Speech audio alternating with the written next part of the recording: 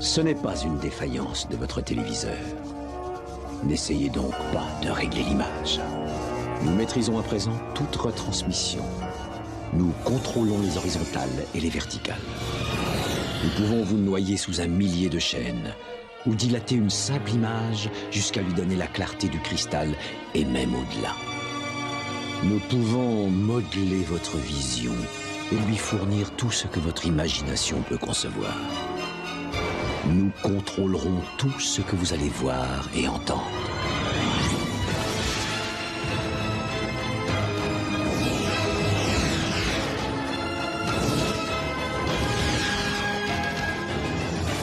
Nous partagerons les angoisses et les mystères qui gisent dans les plus profonds abysses, au-delà du réel.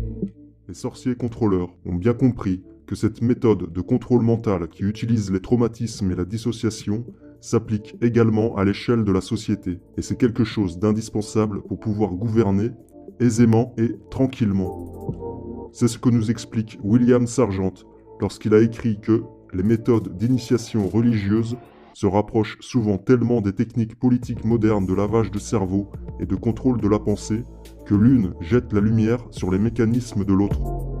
Ordo ab chaos. L'ordre naît du chaos. Telle est la devise de la franc-maçonnerie, mais c'est aussi le cœur des secrets alchimiques. Cette formule peut être à la fois utilisée pour réaliser la perfection du côté du bien comme du côté du mal. Pour la plupart des francs-maçons, c'est avant tout une notion de développement personnel, un travail consistant à vaincre le monstre intérieur, semeur de chaos, les forces obscures du mental et de l'ego, qu'il faut combattre et transcender pour retrouver l'ordre divin. En alchimie, les deux opérations les plus importantes sont dissoudre, le chaos, et coaguler, ordo, l'ordre. La dissolution signifie la décomposition des éléments. Vient ensuite la coagulation, qui consiste à solidifier l'élément dissous dans un nouvel état, un nouvel ordre.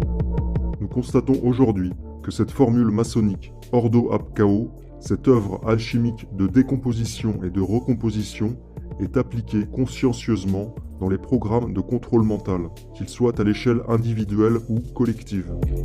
Actuellement, l'Ordo ab chaos n'est pas appliqué dans une dynamique d'élévation spirituelle, mais dans une dynamique de contrôle total, bien que cette situation serve paradoxalement à créer une élévation spirituelle d'un petit nombre.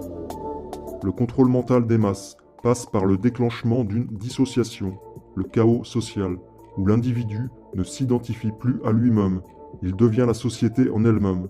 Exemple, les mouvements « Je suis Charlie » ou « Je suis Paris » suite à des actes de terrorisme. Cette dissociation sociale est provoquée par toute une série de déstabilisations de la société, créant les conditions idéales pour instaurer un nouvel ordre, une nouvelle structure sociétale. C'est la théorie de la tabula rasa de Kurt Lewin, de Eric Trist et de bien d'autres. Le lavage de cerveau d'un individu passe par l'effacement, la dissolution de sa personnalité originelle pour installer ensuite un nouveau système interne. Il en est de même pour le peuple. Détruire ses racines, ses valeurs, ses traditions, ses croyances, sa famille, jusqu'à sa notion d'homme ou de femme, avec la théorie du gender.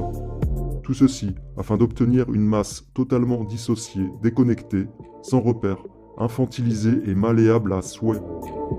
Le but étant de pouvoir aisément construire un nouvel ordre mondial.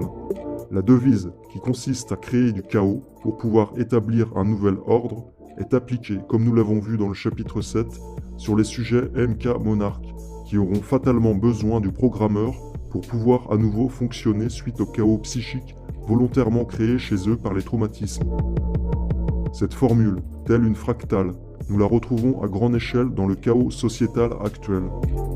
Pour pouvoir à nouveau fonctionner suite au chaos qui se dessine inéluctablement, la société, dans un stress post-traumatique généralisé, aura besoin des sorciers contrôleurs, les programmeurs de grande échelle, pour se rétablir et à nouveau fonctionner dans un nouvel ordre mondial, avec une religion mondiale luciférienne.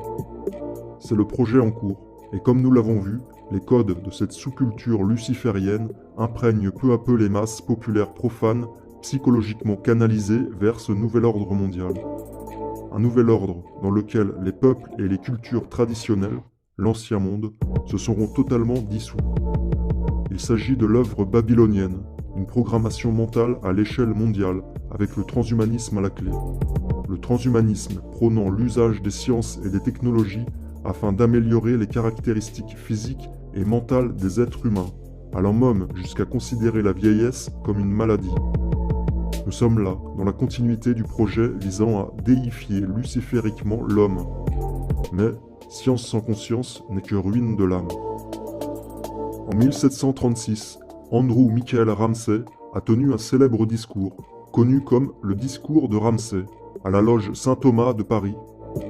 Cette allocution révélait déjà clairement l'esprit babylonien de l'ordre maçonnique qui travaille à, je cite, « réunir dans une seule fraternité les sujets de toutes les nations de manière à créer un peuple nouveau dont la cohésion sera cimentée par les liens de la vertu et de la science. » Ceci se déroule actuellement sous nos yeux, et c'est quelque chose qui est aujourd'hui plus que jamais visible et compréhensible, malgré le chaos ambiant qui masque les véritables enjeux spirituels.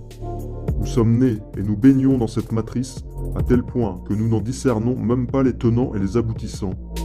Il existe donc un véritable combat entre deux étendards, le combat de la cité terrestre contre la cité céleste, entre Babylone, la cité de Satan, et Jérusalem, la cité de Jésus-Christ, le monde du péché contre le monde de la grâce. Il va sans dire qu'un choix est à faire face à cette situation.